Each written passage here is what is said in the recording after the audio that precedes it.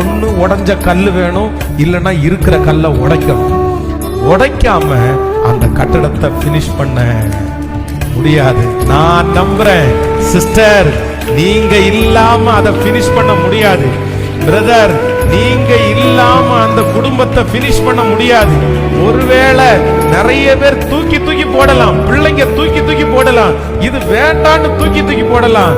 ஆனா ஆண்டவர் இன்னைக்கு தீர்க்க தரிசனமா கர்த்தர் சொல்றாரு, இல்ல நீங்க அந்த இடத்துல இருந்தாதான் பினிஷ் ஆகும். நீங்க அந்த இடத்துல இருக்கணும், நீங்க அந்த இடத்துல தேவை. அவங்க தள்ளுகிறத குறிச்சு வருத்தப்படாதீங்க, அவங்க அவமதிக்கிறத குறிச்சு மனசு நொந்து போகாதீங்க.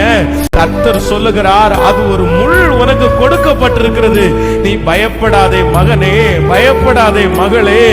ஆனால் நீங்க இல்லாம, நீ இல்லாம அந்த இடத்துல ஒண்ணும் பண்ண முடியாது. இந்த சாதாரணமான மனுஷனுடைய பேச்சை கேட்டு உங்க தரிசனத்தை, உங்க ஓட்டத்தை எப்பவும் நிறுத்திடவே